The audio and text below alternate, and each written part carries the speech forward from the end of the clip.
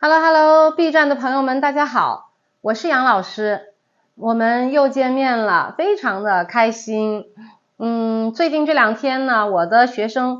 推荐给我一个明日方舟游戏6周年庆的宣传视频，说老师，我们推荐您看看啊，无论是从整体的美术风格还是 UI 界面设计等这些方面都非常值得关注。我虽然是游戏这个领域里一个真真正正的小白啊，但是对于学生推荐的这个视频，我还是充满了好奇心。今天我们就一起来看看这个视频，好好感受一下它能带给我们怎样的视觉体验。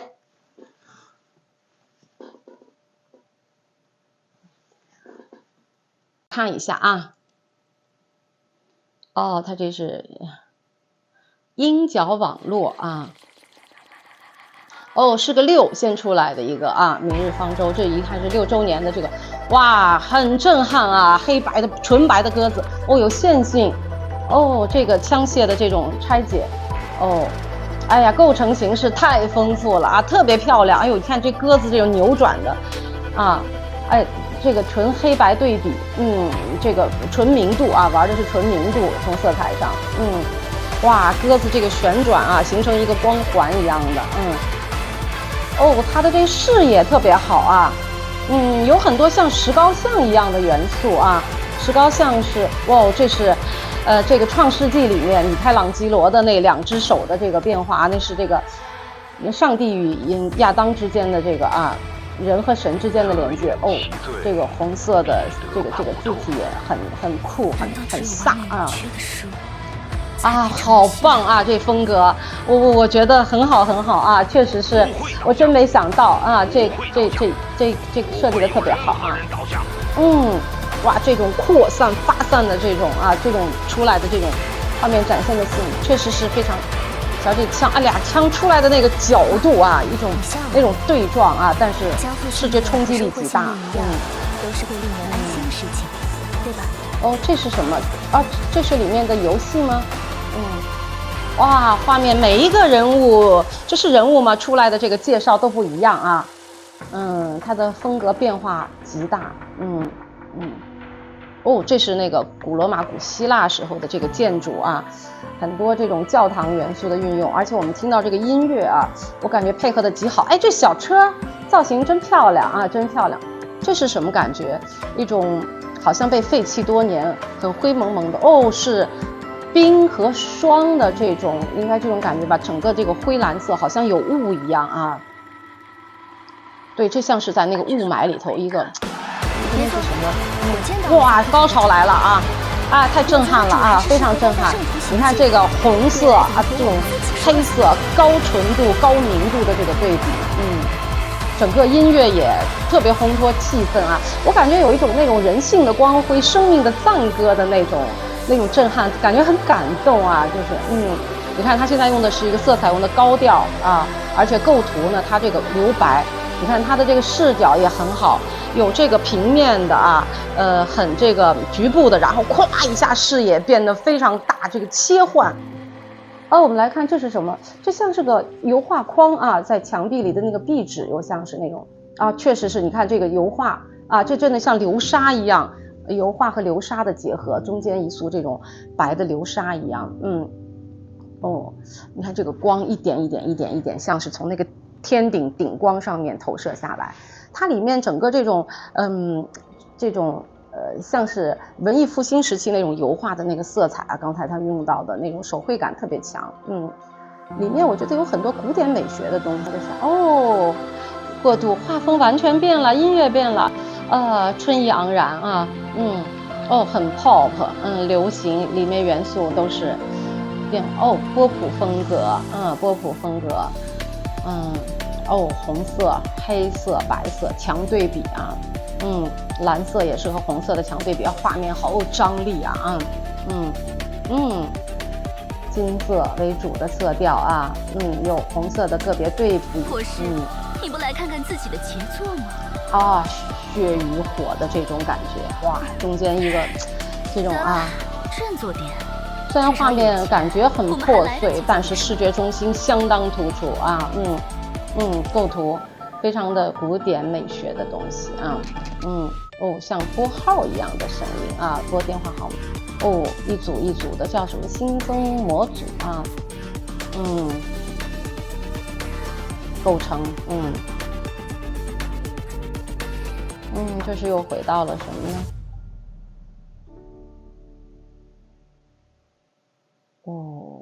很棒，很棒啊！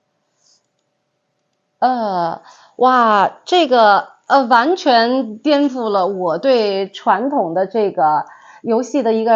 二次元游戏的认知啊，因为我以前对这个停留的认知呢，还是这个以前日式传统的这个二次元的这个游戏的概念啊，我看完以后，这纯粹是一个连音乐就是视听的一个极端的一个享受啊，一个真的是盛宴，非常棒啊，虽然我不太清楚它里面要传递的到底是一个什么样的故事，因为它是断断续续的一些片段的东西，但我整体会有一种感觉，它虽然是一群年轻人啊，一些年轻人，但是给我一种强烈的有使命感的感觉，特别像一组生命的赞歌，里面有那种人性的光辉的东西在呈现啊，在呈现。我们呢可以拉出几个细节来可以看一看啊，首先一点呢，我觉得它里面的这个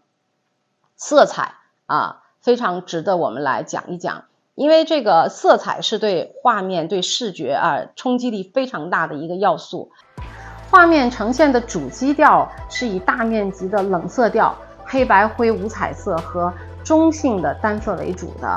我不知道大家还记不记得啊，一开场的那个黑色、冷蓝和浅灰白中性风格的这个背景色调啊，它会产生很强的工业风、科技感和未来感，但是往往呢，它也会隐喻着某种压抑、反抗，甚至是会带有某些那种灾难的底色。但是我们看到呢，画面它有时会点缀或者是转场的时候，会出现一些高饱和度的这个色块，像红色啊、蓝色啊，这个红蓝转场啊这种的，黄色等等啊，会营造出冲突、对抗、紧张、爆发、激昂的这种情绪体验啊。那么它起到的作用就是什么呢？就是调节整个视觉感受的这个作用，避免了过度的单调，拉动整个视频的这种节奏啊，视觉节奏，但是并不破坏整体风格的这么一个作用。整体的色彩风格啊，包括这种色彩的应用，是非常好的啊，非常恰当，做得很不错。好，我们再来看一个我非常喜欢的画面啊，这个画面的主角应该就是刚才视频里面出现的叫新约能天使的那个小姑娘。我们再来看另外一幅作品啊，这个是藏于卢浮宫的世界名画《自由引导人民》。这两幅作品在构图上呢非常的相似，它都是主体与周围构成了一个稳定又蓄藏着巨大洞势的一个三角形，大的三角形啊，而且主角呢是位于这个三角形的顶端。视频中的这个画面呢，它还有强烈的虚实对比形成的视觉中心，与充满张力的这个构图呢，就会产生一种统领和掌控之感，形成一种强烈、紧张和激昂的这种氛围。那我们再来看一看画面中的这个小姑娘啊，她特别阳光啊，而且呢，她的这个眼神和面庞又是特别的坚定啊，特别的坚定。穿着呢，是格外青春的这种少女的服饰，而并不是那种军服啊，所以说呢，她的这个穿着和她的这种面部表情啊，都与周围这种单色比较虚的这种人物形象呢，会形成一个特别大的反差，就代表一种精神和力量。而且我们看这个小姑娘，她有一头特别漂亮的红发啊，在画面中也非常的突出，还有这个红色的飘带啊，去呼应在风中的这种飘展，给人奔放、飘逸和挣脱束缚的这种力量啊，这种力量。当你看到作品，就会被它召唤，恨不得呢也和他一起拿起武器走向战场。这应该是作品对名画的一个致敬。好，我们来看啊，这个视频当中呢，它出现了一些典型的文艺复兴时期的这种元素和符号啊。我们来看有哪些呢？有古罗马、古希腊的这种建筑元素，还有古典油画和流沙的结合的这种视效，以及呢，手的元素出现了几次。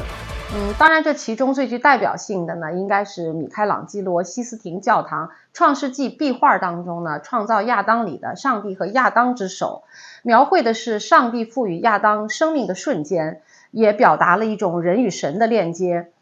暗示生命传递的临界点，也是艺术史上呢最具感染力的瞬间之一。在这个流行文化当中呢，这两只手的这种图形符号已经被广泛的模仿和应用，成为接触、灵感、传递的一种通用符号了。我在想啊，当然我也是猜想，在这个游戏宣传视频里呢，出现了这种文艺复兴时期的这些主要的符号元素，因为文艺复兴呢，它是倡导一种人文关怀的啊，所以我在想呢，是否这个作品当中也会隐含一种对人的这种精神力量的一种讴歌啊，对人性的这种一种关怀呢？好，我们来聊一下这个现代设计风格啊，以这个包豪斯为代表的这种现代设计风格。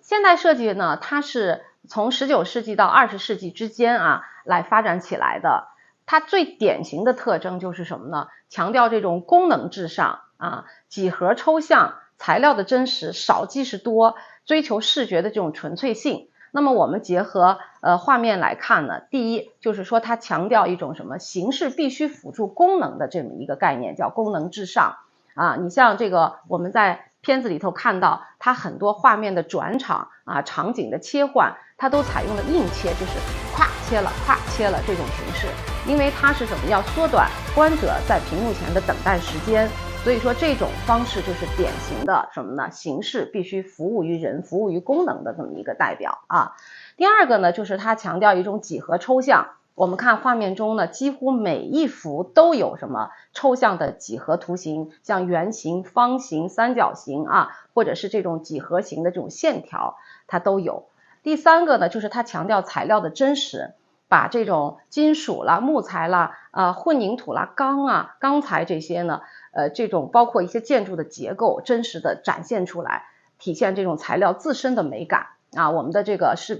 频里面呢，也有很多这样的这个画面啊。还有最主要的就是它还体现一种什么极简简约美学，就是画面追求一种什么少即是多的这种视觉效果，追求视觉的一种纯粹性啊，追求这种视觉设计的一种纯粹性。我给学生在讲课当中也概括过啊，用几个词来说，就是从简单到单纯到最后纯粹这么一个过程。它这样的一个设计要素呢它就会呈现出一个什么样的设计风格呢？就是理性冷静、高效和什么呢？精致。我们来看是不是带给你这样的一个这个画风呢？这样的一种体验。而这个把现代设计做好的另外一个典型的案例就是苹果公司，他们的这种手机设计包括总部的这种建筑设计等等，我们都能感受到这样的一个风格，所以这个包豪斯这个设计体系它呢是一个工业文明与技术革命的产物，它创造了什么呢？高效简洁的这种现代世界，是当代设计不断在演进和发展的一个重要的什么呢？推手和基石。就是在我们的教育体系当中，直到今天大学里所上的这种现代设计的课程，像3大构成、平面构成、立体构成、色彩构成，都是源于包豪斯设计学院的这个课程体系我相信呢，整个我们这个社会上搞这个艺术设计方方面面的这种各行各业的这种从业者，都是接受了这种包豪斯设计体系的影响而成长起来的还有就是它的这种平民化它倡导呢，就是让设计从只有贵族能享受带设计的产品呢，就是走进千家万户，通过这种工业革命打破了艺术与技术的壁垒，让这个产品呢进入流水线走到了我们的身边。所以说这个影响呢也是非常大的你像我们今天住的这种单元房里面的这种格局这种安排，都是当时包豪斯设计学院所留下来的这种设计概念。整个片子里面啊，它都贯穿和运用了这种现代设计的风格，带给我们一种什么呢？一种科技感和时代感，使这个游戏不仅好玩啊，更是一种什么视觉上的享受，使这种虚拟的体验、交互的这种体验，增加了一种什么综合全方位的一种美感，增强了我们的这种综合体验。那我们就先聊到这儿。还是那句话。把好玩、有趣、有用的东西分享给大家。我刚刚入站，大家鼓励一下，希望大家能够多多点点关注，一键3连，多支持，谢谢，再见。